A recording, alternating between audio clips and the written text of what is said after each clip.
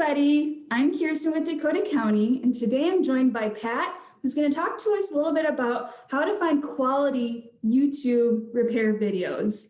But before we hear from Pat, I'm going to give you a quick overview of our Fix-It Clinic program. Fix-It Clinics offer free guided assistance from volunteers with the skills to diagnose, troubleshoot, and repair your small household appliances, mobile devices, electronics, clothing, and more. Fix-It Clinics teach basic repair skills, they build community, and also keep the number of repairable items out of the trash. Like our in-person events, we hope that these recorded videos will inspire and empower you to repair some of your items at home. Now, without further introduction, I'm going to share my screen with Pat. Thanks, Kirsten. The first thing we'll talk about here is how do you fix things when you have no idea? Well, YouTube actually is a pretty good resource. There are millions and millions of videos out on YouTube, and a lot of them tell you how to fix things. The problem is figuring out, separating the wheat from the chaff, as it were. Any given subject might have a dozen or so YouTube videos put up by different people, different sources, different organizations. And figuring out which one is the best one or the correct one can be a bit of a challenge. Some of the things that I use to determine how good the video is, obviously the top of the list would be a video that's put out by the manufacturer of the device. They obviously know their device and know the best ways to fix it. You'll also see them put up by groups and organizations, fix-it organizations. These are people who do things, all the time. And you can look at them and you can say, yeah, this seems to be about right. Then you're also going to have them that are put up just by anybody. Anybody can make their own YouTube video and put it up. Those would probably be lower on the list of ones you want to believe, but you don't want to dismiss them either. So ideally what you would do is you would find multiple videos on the same subject and then watch 3, 4, or 5, however many they're out there, and start to get a feel for which ones you can believe and which ones you probably want to ignore. An example I'm going to use is I recently replaced the battery in my smartwatch. It wasn't lasting as long as it did, so I thought it was time for a new one. So before I ordered one off of Amazon, I went out and thought, how am I going to replace the battery? So I went out and I searched for YouTube videos on replacing my watch. And lo and behold, I found quite a few. So the first one I watched them carefully take the watch apart. And I noticed they took one step. I wonder why they're taking that off. It didn't seem that you needed to do that, but whatever. So I watched that video. And then I watched a couple more videos. And they did basically the same thing. I noticed that they didn't, however, take the one part apart that I didn't think was necessary.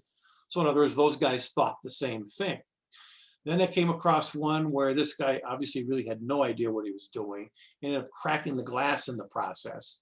So that video, obviously, I threw out and said, he probably did it first and didn't look at the other videos before he made his own. Had he looked at the other videos first, he probably wouldn't have cracked his glass. So again, it's a bit of an art, and you do have to take into account, the source before you rely on it. So we'll just give an example. I'm going to share my screen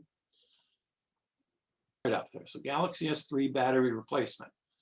So we search for that, and there's 1, 2, 3, 4, 5, 6, 7, 8, 9, 10. There's a lot of videos out there. So there's what I do. We just started at the top and I started watching each of the videos. And after watching 3 or 4 of them, and I realized, hey, this is how you do it. Other things you can look at is look at the views. This one has 816,000 views. It's 3 years old. This one's 7 years old with 205,000 views. 6 years, 1,000, et cetera, et cetera. So I don't want to embarrass anybody by showing the bad one or even pull up the good one. But the other things to look for, like I said, are here. Z Everything, Natty Fix It, Get Fixed. These look like sources that are not just some guy. There are people that know how to do this. Ryan the Cell Phone Doctor. Obviously, you want to put a little more weight in those kinds of videos than you do from, say, maybe Dr. Cruz. That's not to say Dr. Cruz's video is wrong and it's doing it incorrectly, but if you watch his and he does it quite a bit differently than the ones from the, say, the cell phone doctor video, then maybe you just want to ignore those steps. But like I said, in my case, I watched about 4 of them and figured it out. Okay, I can do that. So I ordered the battery, took it apart, put it in, watched the battery or watched the videos again right before I went to actually do the work, and everything came out just fine. Put the phone back to, or the watch back together, and it worked perfectly.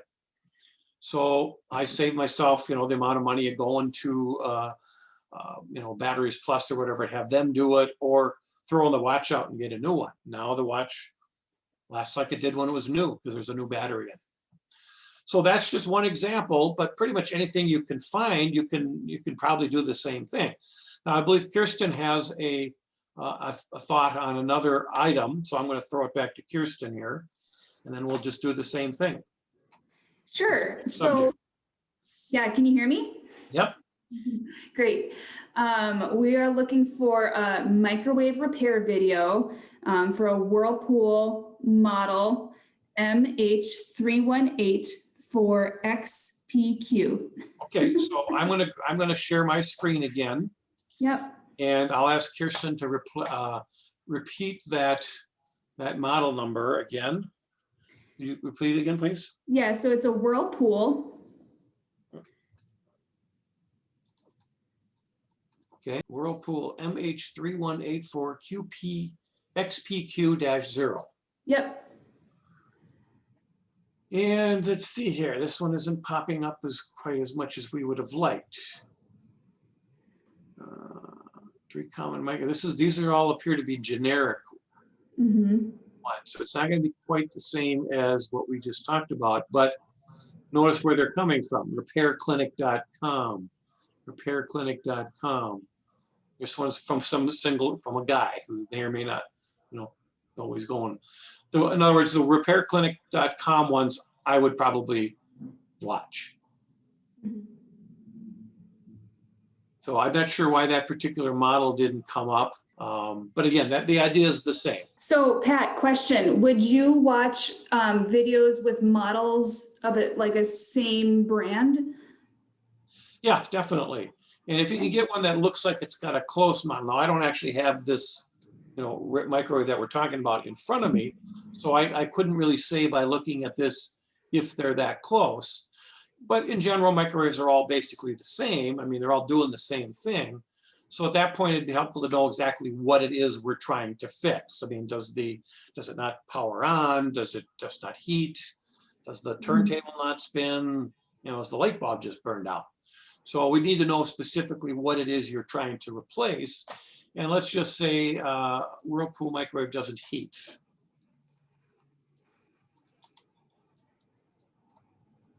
Let's see what comes up. Wasn't neat. I guess I got to spell that correctly first. And there, actually, the first thing that popped up was Ask a Whirlpool Tech under Just Answer.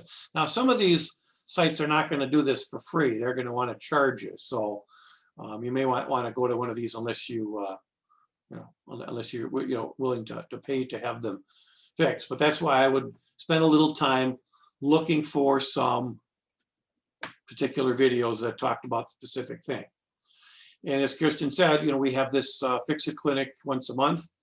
We've been doing it virtually since COVID hit, but normally we have it in person once a month. Going directly to the manufacturer's website is also another good place to find information about a particular thing. Some items, they'll only talk to you if it's in warranty or if you've paid the extended warranty, but other places do. I mean, they will be happy to talk to you. In the case of like a microwave, you also call the local appliance supply stores. Those guys tend to know quite a bit about fixing microwaves. You tell them what's wrong and they say, oh yeah, it sounds like you have a bad whatever. You give them the make and model and they'll say, yeah, I've got the part here, it's X dollars. And you ask them, well, how difficult is it to change it out? and they can tell you, well, you might, maybe not, or otherwise, oh yeah, it's simple. You just take off the cover and it's right there. So it's worth a call to those guys, and then you're actually talking to a human, and they have an incentive to help you because they're going to sell you a part. And they want to do it right because they want you to come back to them the next time one of your other appliances fails. Mhm. And then of course, if you have the manual, that's always a good place to start as well. A lot of people save their manuals, they just put them in a big box somewhere. It's worth the time to dig through there and go through the manual to see what the manual says about a problem. It might be something simple. It's oh yeah, if you have this problem, the filter's clogged or what have you. If you don't find the manual, that's one of those things you can Google. For instance, we can find that manual that we just talked about just by simply going to Google here, and I'll bet we could find the manual for that microwave. And let me put in manual.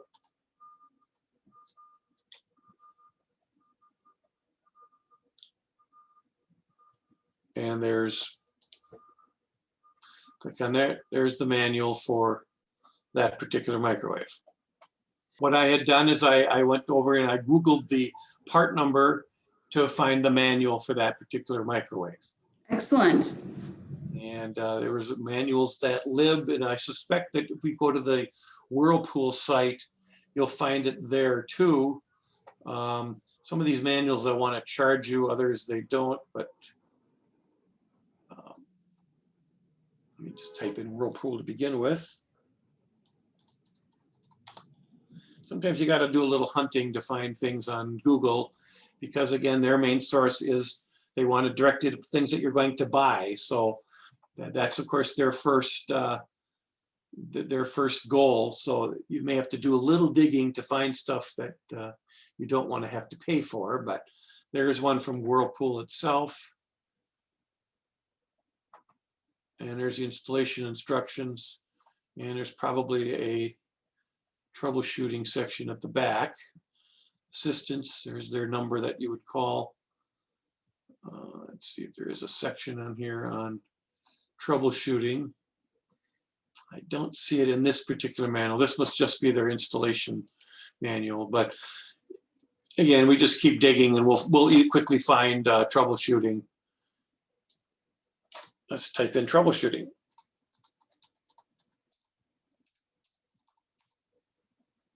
Okay.